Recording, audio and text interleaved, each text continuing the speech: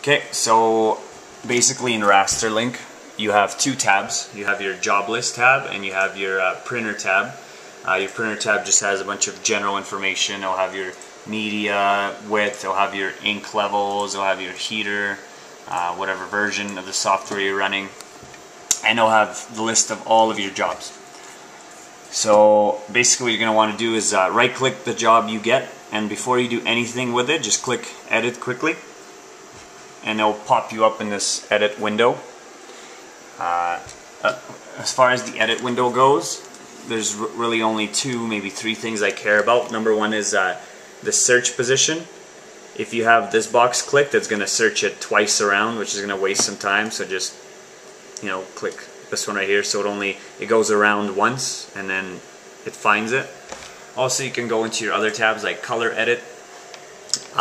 You could choose what type of color match setting it does. For example, you can have perceptual, which is really good for, I think, photographs. Saturation is really good for graphics, if you're printing out things that are really vibrant.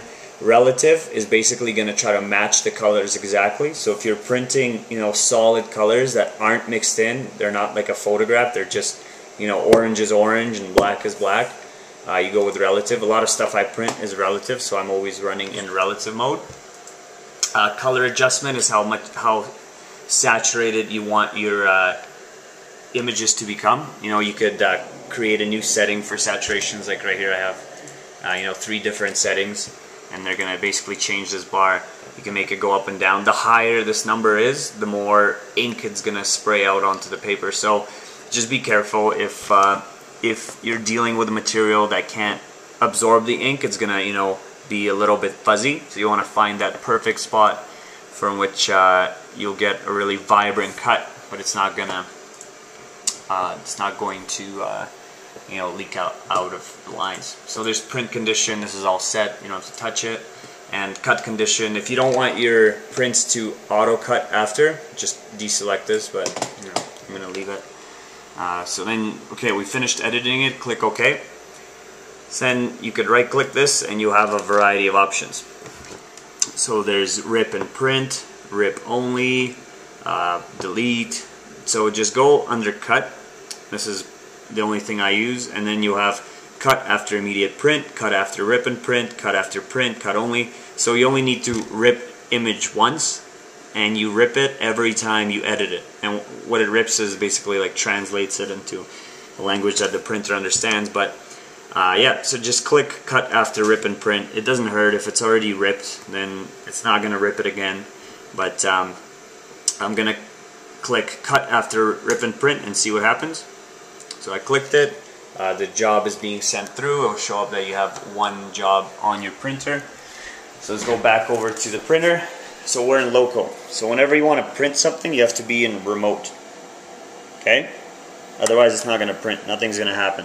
So you click remote button, and then it goes in remote. So things are going to happen right now. Basically, you're, well, they're already heated up, but she's just going to go and start printing. See, she prints the register marks first. You'll see why those are important in a second.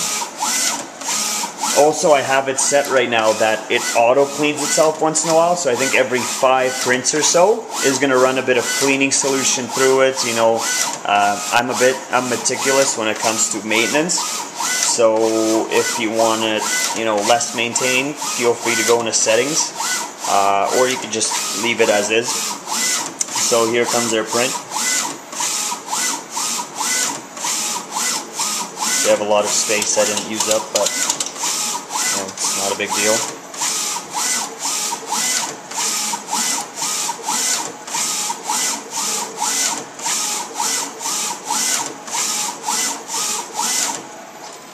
Okay, so it's done printing. Now it's going to switch over to the cut. You'll see also on here from the green light, it's going to go on to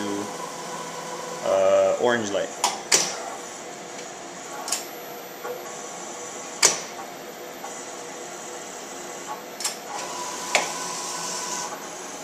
Okay, so now it's going to try to detect these marks. So first it's going to detect the weight. of the material. Okay, now we're in cut mode, and laser comes on, and it's going to hover over until it finds the marks. This is what I was talking about when I said you don't want it to, you know, go over twice. I just have them go over once. It starts at the bottom and goes left, and then it goes up, and it goes right, and then it goes back to the bottom. If it ever doesn't detect them, go to half and then manually find it, and then just send the cut through. Okay, so it detected them. Oh, see, I guess I didn't press OK on the edit, so it did it twice. But and here it goes with a cut. Okay, before I allow it to cut, I just pressed remote on here, which pauses everything. I did that because I forgot to take it off half setting, and it's not the biggest deal in the world, because if you ever screw up and you're on the wrong cut setting, just press remote to pause it, go into tool, press tool again, cut one, nope, press tool again, cut two, yeah, that's my vinyl cut, press enter. It's just going to quickly readjust, and there we go, we're in cut two, and we're ready to go. Press remote again, and there it goes. And it cuts around, and that's it. It's done. And now it's going to do the auto cut. If you ever don't want it to auto cut, you could just go into your raster link settings and you know, change it manually. So as you can see here, I'll put this in the light.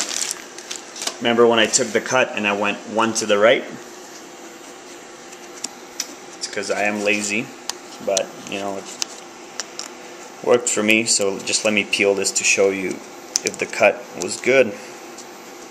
So all material has two layers. You're only cutting the top layer.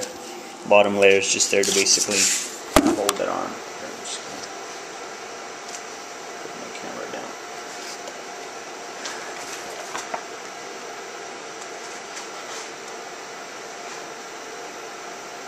Okay, so I'm gonna peel it back, and I'll show you in half a second.